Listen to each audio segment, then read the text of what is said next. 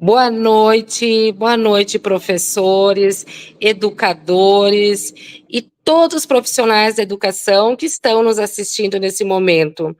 Um carinho especial para os professores e profissionais aqui de Caxias do Sul, Rio Grande do Sul, que com carinho recebem hoje a presença da psicanalista Jane Haddad, educadora, conhece as escolas, conhece as crianças, os estudantes, sabe a situação dos professores, o dia a dia, as emoções, as angústias, os desejos, e também a escritora, que já lançou vários livros e também livros relacionados à educação infantil.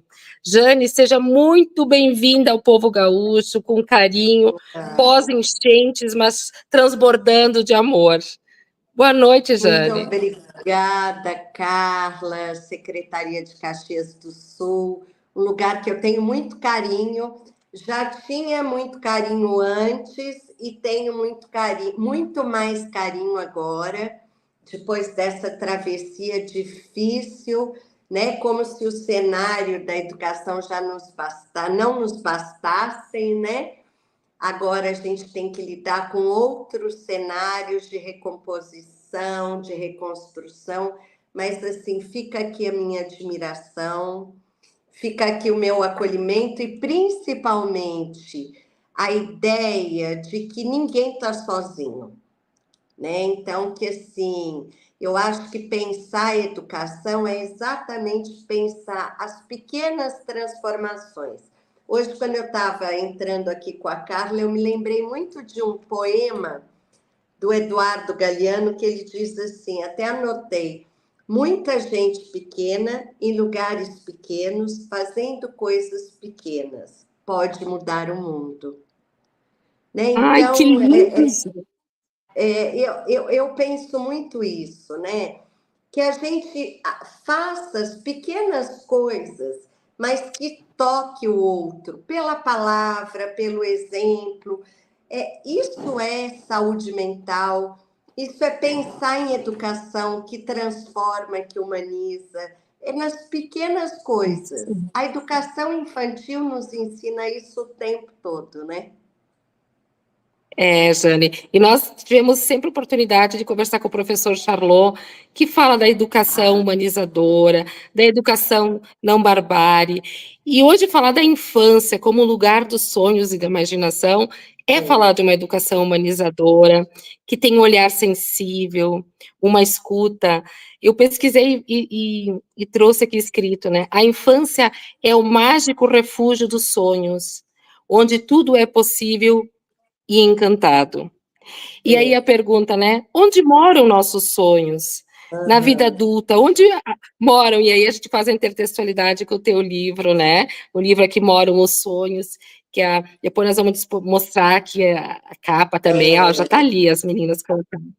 Aqui moram os sonhos. Onde moram nossos sonhos de educadores? E você falou do Bernard, né? Inclusive ele que faz a apresentação, que é uma fala dele sempre, né, Carla e professores, que a nossa vida é uma aventura, né? Ele fala isso que começa com o nascimento. Então eu sempre digo, nós não nascemos humanos, a gente se torna humano na relação com outro humano. Então, qualquer criança, ela vai se constituindo humana, sujeito, nessa relação com outro humano, que acontece muito na creche, na educação infantil, na primeira infância. Ao longo dos milhões e milhões de anos, a humanidade apareceu e ela só se mantém porque a gente continua trabalhando com um projeto de humanização. É muito interessante a gente pensar, por exemplo, esse livro, Aqui Moram os Sonhos, é a história de uma menina, né? E aí eu vou dar um spoiler, que é um recorte da minha história, de uma trajetória dentro da escola, onde eu era considerada uma criança Ineducável, aquela criança que fica mais para fora de sala do que dentro. E aí, na época em que eu era criança, o lugar do castigo era a biblioteca. Então, toda vez que eu entrava na biblioteca, tinha uma pessoa que se chamava Dona Benedita, ela era a bibliotecária.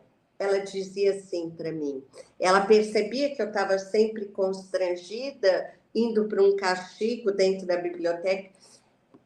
Ela olhava para mim com aqueles olhos de uma educadora infantil que brilham e dizia assim para mim: vem cá, Jane, que aqui moram os sonhos, e apontava para os livros. A partir daquele fisgamento, né? Porque eu falo que o professor da educação básica, ele fisga ou não o aluno, né? O estudante, a criança. E ela me fisgava a ponto de eu entrar na história com ela, de eu sentir o cheiro da história, visitar os lugares da história. Bom, e o meu grande sonho, então, foi me tornar uma professora. E hoje, aos 60 anos, depois de eu me tornar avó, eu criei coragem de me aventurar no meu primeiro livro infantil, que fala desse sonho. Fala de uma criança ineducável que dentro da escola encontra uma bibliotecária que apresenta o mundo para ela através da literatura. E é o que a gente pode fazer hoje, nos apresentar para as crianças como se a gente tivesse um grande enigma na vida. E no caso da Dona Benedita, foi me ajudar a encontrar um ponto de laço, que não fosse com a indisciplina, com a violência, com o castigo, mas através da literatura. E aí foi muito interessante, porque o livro que ela começou a trabalhar comigo foram os livros do Mágico de Oz, O Menino do Dedo Verde, Flicts, que são livros que eu trago até hoje. Mas o que ela não soube, porque não deu tempo de eu falar, é que ela despertou o saber em mim. Inclusive que eu ultrapassasse o não querer saber de mim e nem do outro. Porque quando uma criança testa o professor, testa a escola, ela está nos dando um recado. Desde que a gente esteja com a escuta apurada e sejamos um bom ouvinte, porque aí a gente faz ela dizer do que dói aqui dentro.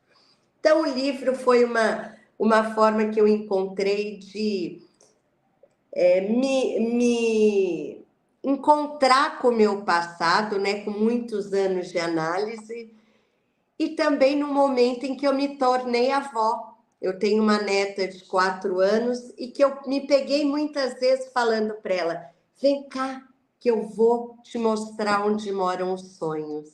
Então, é isso que a gente pode transmitir de uma geração para outra. É o que a Hannah Arendt falou tantas vezes, o Charlot fala. O que é a educação? É a transmissão de um patrimônio simbólico para as gerações que estão chegando. Qual que é o patrimônio simbólico que a gente está transmitindo para as crianças, adolescentes e jovens, que trocaram o mundo real da liberdade, do brincar da Constituição, muitas vezes por uma tela, né? Como uma forma de apaziguar alguma coisa que eles não dão conta, inclusive de pular uma amarelinha, de ficar para trás do coleguinha, de negociar uma briga. Não. A criança aprende tudo isso na primeira infância. Como que a gente vai garantir a civilização, a educação, se as novas gerações estão olhando para os adultos e os adultos estão se procurando. E quando eu falo dos adultos, e aqui eu vou citar de novo o Bernard, não é nem o herói, que ele tem um texto, né? Não é o professor nem herói, mas também não é o professor coitadinho. É o professor Não é o vitimista responsável. também, né? Não, é o professor responsável por aquele patrimônio que ele tem na mão. Assim como foi a dona Benedita, quando ela pega uma criança ineducável, pega os livros e diz: aqui moram os sonhos. Ela não disse: ah, não, menina, de novo você está aqui? Ah, não, menina, você não aprende? Ela não me lembrava em momento algum o que eu tinha de pior, muito pelo contrário. Ela me lembrava aquilo que estava guardado, que era o que eu tinha de melhor, mas nem eu sabia. Isso é o papel do professor. Despertar na criança o que ela tem de melhor. Aliás, despertar na gente, o primeiro, o que a gente tem de melhor.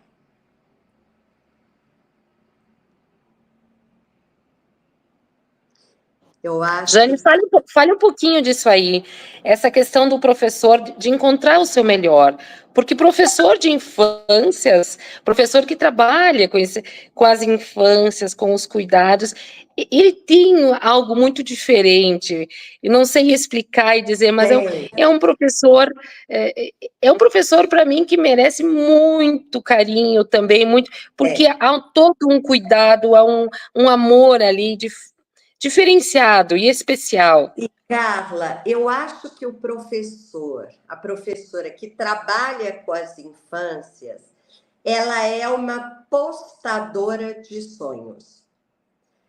Porque a criança, ela olha para o adulto para ver se o adulto aposta nela.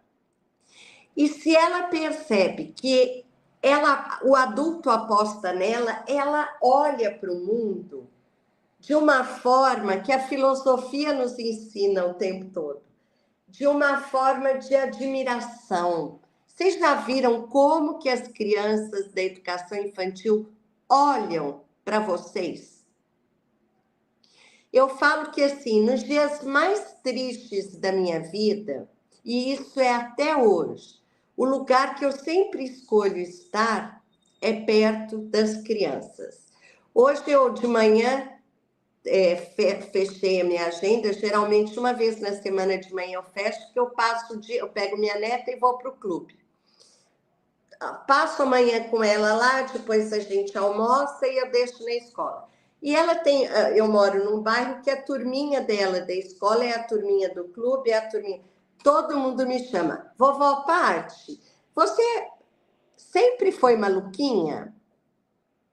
Eu falo sempre. Vocês querem entrar na minha personagem? Então, assim, é aonde eu me recomponho. É junto das crianças. Experimentem. Sair do lugar de quem ensina e tentem aprender. O desejo, né? E o Charlot fala da mobilização, ela nasce daí. Né? É aquilo que me coloca no movimento. Deixa eu fazer isso, porque a minha professora vai ver. Deixa eu fazer aquilo, porque alguém vai ver. Mas é esse reconhecimento do outro.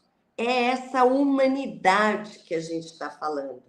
Eu não me torno humano. Eu sou mediada por outro humano. Aí eu me torno humano. Se eu não for mediada por um humano, for mediada por uma tela ou por um robô, eu vou deixar de ser humano. E na primeira infância, toda a nossa humanidade está ali, gritando para ser civilizado, gritando por limites e gritando por amor também, né? Gritando por sentido. É tudo isso que eu acho que a gente tem que tecer, né? Laços. Humanos fazem laços. Telas pessoas correndo, pessoas adoecidas, fazem nós.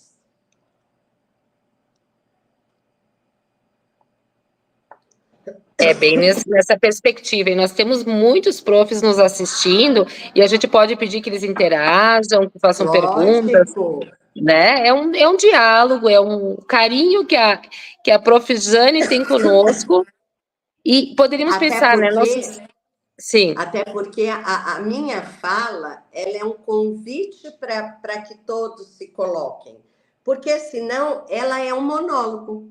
Né? Uhum. Quando a gente Algo. pensou esse encontro, a gente pensou algo de uma conversa, né? Porque está em aberto, aqui ninguém está com a palavra fechada ou com a certeza. Escutar é isso, né? É sair desse juízo de valor de E certo e de ensinar. errado.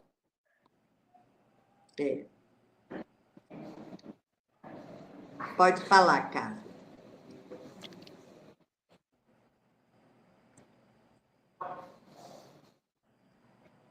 Oi, E aí? Jane. E a questão nós temos todo um documento curricular orientador também, né, que prevê habilidades mínimas esperadas, também na educação infantil Você está falando e da também base nos anos nutricional? iniciais, primeiro ao quinto ano. Está Sim, falando sim, e do nosso da documento bússola, aqui, né? Isso. isso. E seguir um documento não pressupõe minimizar a questão do cuidado, do Não. afeto, das competências socioemocionais, do olhar investigativo para situações para além do currículo formal, né? Um professor das infâncias, um educador, ele me parece assim, ele está muito atento às situações familiares da criança que chega, a situações Fundamental. fundamentais psicológicas, emocionais, e para isso ele precisa ser um observador, precisa estar atento e precisa estar bem também. Por isso que é um cuidado muito, muito especial com nossos educadores, professores, né, E uma Jane? coisa que você toca, Carla, que eu acho que é fundamental. O olhar, né? Quando a gente fala, eu tô vendo. Ver é uma coisa que a gente vê desde que a gente não tenha uma deficiência visual. Olhar, eu sempre trago a ideia de que há uma entrega de quem olha, uma disponibilidade, uma presencialidade. Então, eu estou falando com vocês, eu estou entregue a esse momento. Eu não estou falando com vocês e lendo, respondendo, não, eu estou entregue. Eu penso que a gente trabalhando com essa bússola dos documentos, com as competências, com as habilidades, a gente vai tendo um norte por onde observar, né? Por onde escutar, que é o quê? Sair do meu ponto de vista para experimentar o ponto de vista que a criança está falando.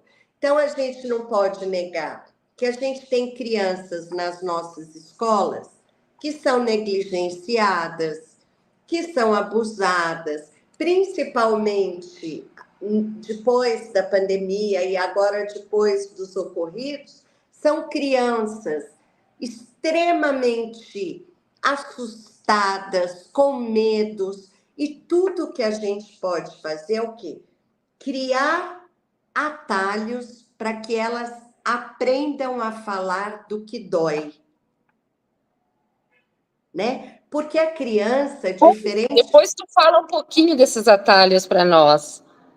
Porque quando você fala, né, das competências socioemocionais, nada mais é do que a gente ajudar as crianças a darem nome para aquilo que elas estão sentindo e que elas não sabem.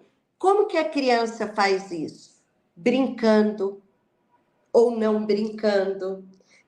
Como que a criança trabalha a angústia, a separação, o medo? Muitas vezes empurrando um carrinho, dando colo para uma boneca, montando e desmontando um quebra-cabeça. É aonde ela está experimentando. É como a gente faz na vida adulta. Então, o que me alerta quando eu trabalho com as crianças? Opa, alguma criança que não brinca me chama atenção. Porque a criança, ela brinca para se comunicar. Não é à toa que hoje a gente consegue diagnosticar muito, entre aspas, já no bebê, traços do autismo. Porque é uma criança, um bebê, que não se entrega para o outro. Ela não explora o mundo. Podem observar o que é uma criança angustiada. É uma criança que não encontra caminhos para sair daquela dor. Ou é um pai que ela perdeu, ou é uma avó, ou é um amiguinho que mudou de turma, ou é a troca de professor. Tudo para criança é muito, né? Então, virar para uma criança e falar: eu imagino que você esteja sentindo isso, já é um atalho enorme, né? Porque você está dando a ela a voz, você está E essa dando a abertura, ela né? Você está dando uma abertura para isso. uma expressão, claro. Então, assim, uma criança que pega a boneca, joga e não quer isso, a gente consegue entender tanta coisa, né? Aí a gente vai lá, pega a boneca, faz carinho e coloca lá na caixinha. Dali a pouco, ela vai lá, pega a boneca, dá aquele carinho, porque muitas vezes o que aquela criança está entendendo que é amor não é o que ela está vivendo em casa. Então, uma criança que sofre violência física, ela entende que o amor bate. Porque quem deveria proteger está batendo. Então, ela chega na escola batendo, até que alguém diga para ela: olha, você gosta do seu coleguinha? Tem algum jeito de mostrar isso que não seja batendo. Olha que interessante. Isso eu fui aprendendo, não foi lendo, foi observando as crianças com os olhos de um observador que não estava preparado para julgar, mas para tentar interpretar o que ela estava me dizendo com aquele comportamento. Por quê? Hoje eu entendo, Carla e professores, que eu fiz isso.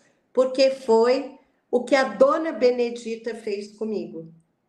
Ela me acolheu, me deu voz e vez, para que eu me descolasse do meu sintoma, que era qual? Agressividade, não ficar na sala de aula. Alguém escutou essa criança. E muitas vezes esse alguém são vocês. Porque em casa a mãe está cozinhando, está lavando, está passando, está trabalhando e está envolvida emocionalmente com aquela criança. Então a gente não consegue enxergar. Hoje, com 60 anos de idade, eu olho para trás, para minha filha que tem 40 anos, olho para minha outra filha que tem 35 e olho para minha neta que tem 4, eu falo: nossa, eu teria feito tudo diferente. Mas não fiz. Eu fiz aquilo que deu conta, eu dei conta. Ok, tá tudo certo. Eu me Sem permito culpas. Sem culpas. isso. Sem E eu me julgamento. permito ter falhado e falhar. E eu acho que a escola do século XXI é uma escola que vai ajudar as crianças a falhar, até o ponto delas aprenderem a falhar melhor. É só isso. E nós tivemos a professora Thais também, que aponta ali a questão de um doar-se, de manter o vínculos. E nós percebemos, Jane, muitas crianças também estressadas, cansadas. Nas enchentes, umas disseram: queremos voltar para a escola porque parece que tem o bicho-papão, a água, a enchente, a coisa. Então, ainda a escola é um espaço onde ela se manifesta, onde nós reconhecemos, e às vezes nos falta o subsídio para identificar como o teu olhar psicanalítico tem mais subsídio, mas nós percebemos crianças que vêm para buscar afeto, para buscar uma acolhida, um sorriso, um colo. E olha que interessante, Carla, você está traduzindo o que eu aprendi a pensar. Olha essa imagem. Quando eu fui trabalhar com essa história, elas são 3 laudas. Aí eu falei para o ilustrador, eu quero de 5 a 8 frases. Eu quero os intertextos, eu quero trabalhar com as imagens. Olha aqui, quando você fala do bicho, da chuva, olha aqui essa sombra. É isso que a gente tem que trabalhar com as crianças. São as sombras, aquilo que eles não dão conta. E aí nessa parte diz assim, ela amava contar histórias. Menina sabida, sonhava em ser professora. Mas, ao mesmo tempo, ela vai falando dos medos. O que pode nos colocar num movimento de vida? O medo. Porque o medo nos protege, não é? A gente evita um monte de coisa por medo, mas o medo também pode me paralisar. Esse é o jogo da vida, né? Qual que é seu medo? É da chuva? Então, o que a gente vai trabalhar para ele entender que o medo vai fazer parte? Cuidar do meio, cuidar da vida, cuidar das dores, falar. Toda dor, a Hannah Arendt também falava, né? Toda dor pode ser trabalhada se ela puder ser compartilhada. E olha que interessante, tem estudos que dizem que nas grandes catástrofes coletivas não tem muito índice de depressão. Por quê? Porque as pessoas podem compartilhar da mesma dor. A fala da Hannah Arendt é assim, toda dor pode ser suportada se sobre ela puder ser contada uma história. Olha que lindo! É isso aqui, ó. É isso aqui. É uma dor que se transforma e que, com certeza, vai ajudar as crianças a falar da própria dor. O que transforma um professor em mais atento? É a dor, não é o amor.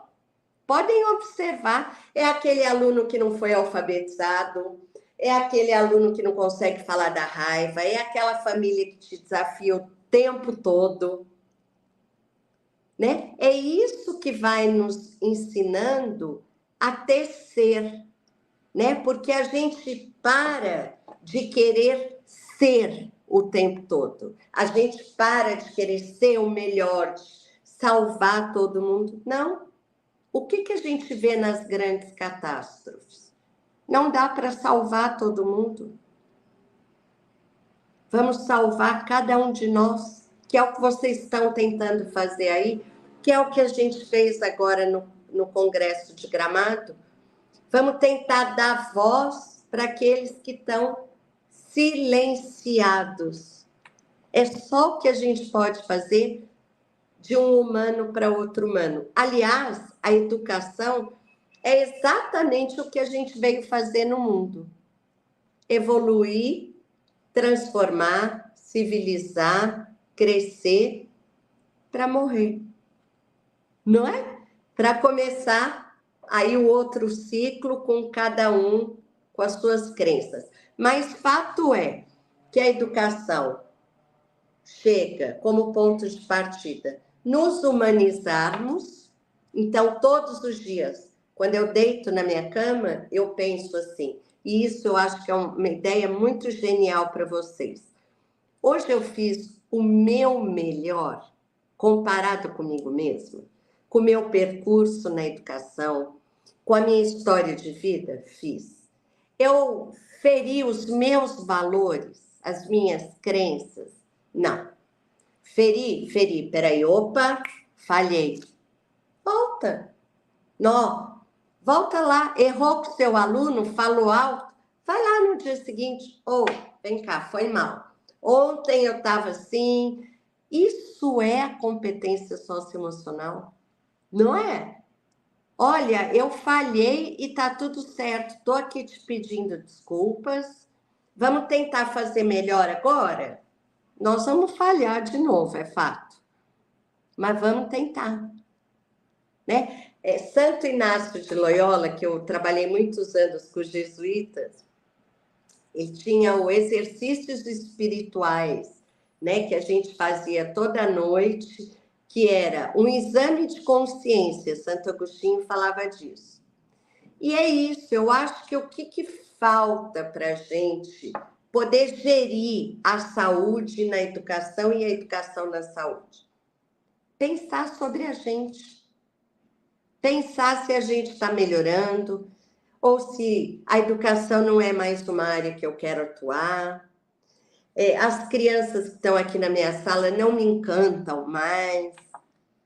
Aí é aquilo que eu falo, é a hora de rever a rota da educação, a rota da sua escolha e onde estão os seus sonhos. Porque cada criança que está ali, principalmente na educação pública, talvez ela nunca tenha sido sonhada nem pelos pais. E vai ser sonhada pela primeira vez por um professor. Ou não.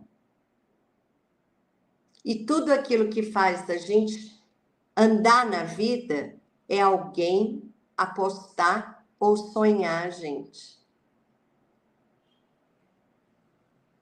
Todos nós adultos, se estamos aqui hoje, é porque alguém apostou na gente. E faz a diferença, né, Jane?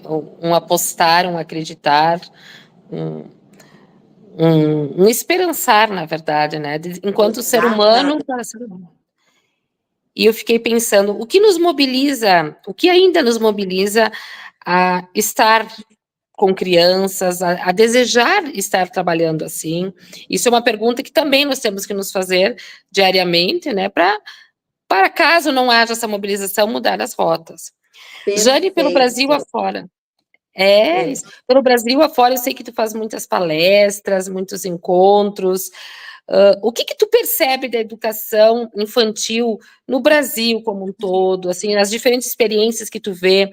Nós temos muito essa questão nas escolas de cultivar o brincar, de manter aquela questão assim de caminhar também na terra, de plantar, de ter contatos com a natureza, de explorar brinquedos que foram de gerações anteriores, de tentar ver assim para além da tela, né? Isso aí. O que você vê nesse Brasil todo e que você acha assim que poderia ser compartilhado para o Rio Grande do Sul? Olha, Carla, eu digo assim, de norte a sul, de leste a oeste, no Brasil, fora do Brasil, as crianças, até os 7, 8 anos, se eu pudesse, eu não colocaria tela perto dessas crianças. Mas assim, quer ver um desenho, não vai ser um ET? Vamos compartilhar uma tela grande, que a gente pode mediar, conversar. Não precisa o dedinho correr porque vai estar a imagem ali, porque a tela, ela está empobrecendo, emburrecendo e adoecendo as crianças, porque elas estão no momento de olhar para o mundo, de experimentar, de se arriscar, de cair, de machucar, de fazer as primeiras memórias para que depois elas recuperem essas memórias. Então, eu diria assim, brinca, vai fazer tinta da terra, vai brincar, vai construir. Quanto mais sucata, quanto mais coisa natural, melhor. desemparedar essas crianças, lembrar que elas têm um corpo também. O corpo da criança está muito esquecido, principalmente quando ela fica diante de tela. Tem crianças... Isso não é só para os pequenininhos, né? 7, 8 aninhos também, né? Também merece e isso. que até o final da juventude, como a juventude hoje vai até quase morrer, né? Então vamos, eu nunca vi tantos adolescentes com problemas urinários, porque não levanta para ir ao banheiro. Esquece de comer, esquece de se hidratar, não pode perder a vez no jogo, não pode ficar um segundo longe da rede social, porque eles têm a sensação de que estão perdendo alguma coisa. Tanto é que já tem, né, autores trabalhando a ideia da geração mais ansiosa. Mas não é isso que me preocupa. O que me preocupa é as gerações que não estão brincando. Eu não tinha pensado nisso dos adolescentes, mas tem muito Nossa! sentido. Automutilação nas meninas. Tem estudos que mostram, Carla e professores, que nós tivemos uma mudança quando chega a primeira câmera frontal, que é a que faz o próprio selfie, entre 2010 e 2013. A partir de lá para cá, foi o maior índice de distúrbios alimentares, de transtornos de automutilação. Vocês que são professores, que devem ter parentes adolescentes, façam uma pesquisa nas fotos de perfil dos adolescentes. Quase todos, com raras exceções, estão na foto de perfil assim, ó. Eles tirando a própria selfie. Façam essa pesquisa e me digam. É como se não existisse o outro mais. Eu não preciso do outro nem para tirar uma foto minha. Olha que doideira! E a gente não para pensar isso, né? E a gente, quando fala com as nossas crianças e adolescentes, muitas vezes a gente também está olhando no nosso próprio celular e não olhando para eles. Talvez, Jane, nós tenhamos uma geração de adolescentes que pouco brincaram, ou se brincaram é na escola, é com Já é professores que a abriram esse geração que está espaço. aí. Já é a geração que está aí. Nas nossas escolas, nos anos finais e no ensino médio. Já são os primeiros indícios. Nós temos relatos de crianças que têm dificuldade de descer escada, de subir, não por dificuldade assim motor, por não exercitar, por Não, é o não corpo que experienciar. não entra na vida deles. Hoje, se você for ver um adolescente, ele fica de 8 a 10 horas no celular. Porque ele pode ficar no celular dentro da sala de aula, que a escola brasileira ainda permite. Se bem que, graças a Deus, acho que a gente está chegando num consenso que vai ter que proibir. Os grandes países de destaque proíbem. Por quê? Se eu não consigo trabalhar com equilíbrio, até eu encontrar uma estratégia, eu vou proibir. Pelo menos no recreio eles vão ter que conviver, na sala de aula eles vão ter que conviver.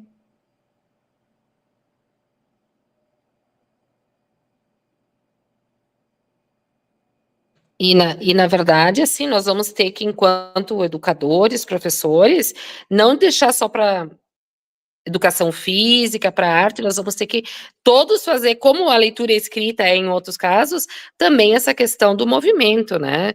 Para nós não termos uma geração maior que não experimentou e não vivenciou as Carla, práticas mínimas. lembrar dos nossos gênios da arte. A arte cura.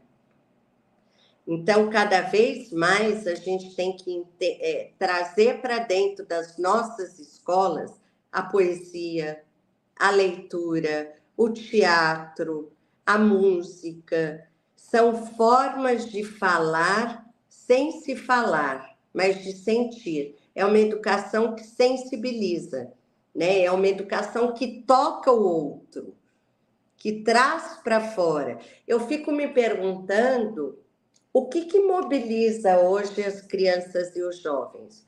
Quando eu paro para acompanhar, eu quase caio para trás, porque eu vou ler o que eles estão lendo, né? Eu vou ver quem eles estão vendo. E assim, eu confesso que eu até tento me apaixonar por alguma coisa, mas é difícil, porque é tudo fragmentado, não tem história, não tem enredo, não tem questionamento, né? É tudo jogado, tudo comparece 24 horas. E aí a gente quer fisgar a atenção de uma criança ou de um adolescente? Como? Se nós também estamos fisgados pela tecnologia, pela pobreza de espírito, pela cobiça, pelo narcisismo exacerbado. Então, a gente tem que dar um passo atrás, sabe? Lembrar, sim, não é saudosismo, mas lembrar o que nos marcou afetivamente e se perguntar como estamos marcando as nossas crianças e adolescentes. Nós temos uma prof que fala também que as crianças estão com dificuldade de executar pequenas tarefas. Isso é importante, é válido, Jane? Você acha de solicitar em casa também esse estímulo de pequenas tarefas compatíveis com a sua idade? Os pais podem... Perfeito. Uhum. Criança é extremamente solidária, basta a gente pedir ajuda que elas vêm. Eu visitei umas escolas em Portugal que uma das coisas que eu achei mais linda é que eles faziam espaços no canto da sala como se fossem pequenas casas, né? Então, com cozinha, com cama, com bonecos, tudo. E os meninos ajudando as meninas. Né? Então, eu achei aquilo de uma simplicidade e, ao mesmo tempo, tão magnífico, porque é isso, uns ajudando o outro, não é questão de gênero, né? Então, se o pai chega antes em casa, ele vai adiantando o jantar, mas isso tem que ser aprendido aonde? Lá na infância. Né? Não adianta eu querer que um adolescente arrume a cama se lá na infância eu não pedi que ele me ajudasse. Uai, agora ele vai aprender a arrumar a cama da noite por dia? Concordo plenamente. Pequenas tarefas. Lavar um copo, tirar um prato da mesa, colocar a toalha para secar, colocar a calcinha, cueca para lavar. Depois você vai lá e lava de novo. Nós já estamos nos encaminhando, né, para o final, já colocamos até o link para o pessoal se inscrever para a certificação. Deixa suas palavras conosco, Jane, assim, do que tu espera e deseja para uma infância hoje, que essa personagem do teu livro, que é a representação de você, como você vê elas multiplicando nas escolas brasileiras, na educação, quem seria a dona Benedita, né? Quem seriam hoje essas donas Beneditas nos espaços familiares, escolares, que dedicariam seu tempo amoroso, generoso para com as crianças brasileiras, que muitas são tão sofridas, não só financeiramente, economicamente, mas também emocionalmente. Porque nós estamos tendo gerações hoje que têm dinheiro, têm recurso, mas não têm amor, não têm carinho, que é muito preocupante. Quem são essas crianças que você desejaria para o Brasil? Olha, hoje eu desejo, e acho que com esse livro singelo, simples, eu desejo ver crianças, adolescentes, jovens e adultos a voltar a sonhar. Se eu pudesse hoje provocar as escolas, eu diria, uma coisa que eu fui ver agora recentemente, que é uma exposição dos sonhos. Quais são os meus sonhos? Eu pensei em todas as escolas do Brasil trabalhando com esse tema. Essa exposição, ela tem lá a criança de 4 anos que fala do sonho e os avós de 90. Né? Por que a gente não pensa em começar a provocar esses sonhos tão adormecidos? Né? O que você sonha, Carla? Aí você vai lá contar para os alunos. O que os alunos vão sonhar? E um dia a gente e fica o ano inteiro exposto. Aí o que eles fazem? Alguns bordam, os outros pintam as respostas, os outros fazem digitalmente e a gente vai expondo. Qual é o seu sonho? Porque eu acho que no final nós vamos ter um panorama que a gente vai ter assim material para pensar a educação. Qual é o seu sonho? Eu sonho com uma educação que volte a sonhar as novas gerações, que pare de classificar e diagnosticar crianças de uma forma tão banal, que às vezes é só um comportamento que está gritando por ajuda. E muitas vezes, nós, educadores, num olhar apressado, acabamos encaminhando aquela criança para ser medicalizada criminalmente, enquanto ela poderia aprender a falar das suas dores. Então, que a gente volte a sonhar. Sonhar as crianças, os adolescentes e, principalmente, a educação do Brasil. Eu acho que são lindas. Voltar a sonhar, acreditar na profissão da docência, voltar a sonhar que ser professor, ser educador ainda é nobre. Nós não vamos nem para o lado do vitimismo, nem para as heroínas, não somos mais que ninguém, mas também não menos, né? E Somos eu acho que guardiãs assim, dos sonhos. fica um convite para a gente pensar isso na educação, sabe? Imagina cada escola que você entra, você vê qual o seu sonho e começamos a recolher isso pelo Brasil afora, sabe? Olha, fica a Mostrar. dica, nós podíamos pensar isso. É um convite, né? Vamos É um pensar a convite. nossa. E aí eu Eu vou socializo te com você. mandar. Quais são? Eu vou mandar para você, Carla, você compartilha com o grupo, essa exposição que eu fui ver, as respostas, né? Um lá, meu sonho é voltar para Paraíba, meu sonho é dar uma casa própria para o meu avô. Quais, quais são os sonhos? É isso que vai te mobilizar e te colocar no movimento da vida. Da vida. Né? Não é ter o melhor tênis, o melhor carro, ok, isso pode até ser, não vamos ser hipócritas. Mas antes disso, tem todo um percurso humano. E esse eu acho que é o desencadeador agora de um próximo convite, de nós convidarmos professores a ler o livro, se desejarem, para desenvolver projetos e pensar quais são os sonhos das crianças de Caxias do Sul Eu aqui. topo muito. Topo Já pensou que muito. lindo nós, em forma de Nossa, desenho, em forma de pois palavras, de é. emoções? E aí, no Quais são? final, fazer uma grande colcha, né? Que é isso aqui, a ideia da colcha de retalhos são histórias que foram formando ao longo da minha história.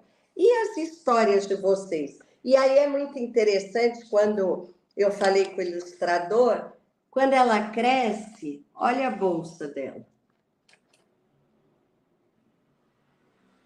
Ela leva uma parte de quem passou por ela cheia de histórias. Olha a colcha. É isso. Vamos construir uma grande colcha de sonhos compartilhado, eles são possíveis. São viáveis, são os inéditos viáveis. E o nosso sonho agora, Jane, é te agradecer, é desejar que esse ar de acreditar no ser humano, de nos tornarmos melhores a cada dia, porque isso é o processo da humanização, é nós entendermos que podemos e devemos ter esperança em todo ser humano, mas especialmente nessas crianças que estão aí. Então, o nosso sonho é poder retribuir com o trabalho dos alunos, das crianças, poder retribuir com carinho e te convidar um dia para vir conhecer nossas escolas aqui em Caxias do Sul. Com certeza. Será um prazer compartilhar sonhos com a criançada, com os professores. Contem comigo. Que bom. Muito obrigada. Parabéns, Carla. Parabéns a cada um de vocês por não desistirem desse sonho. Muito obrigada, muito obrigada. Te agradecemos e agradecemos todos. Nós temos 700 pessoas praticamente, 697 nos assistindo. Então, essa live ficará gravada. Agradecemos toda a equipe também da Secretaria que está aqui ajudando, colaborando para viabilizar esse momento. Muito obrigada, uma boa noite a todos. Obrigada. Obrigada, gente. Até o próximo. Vai ter certificação, nós te enviaremos também, Jane, tá? Tá bom, muito obrigada. Beijo, então. Parabéns pelo trabalho. Tchau. Muito obrigada, igualmente. Tchau.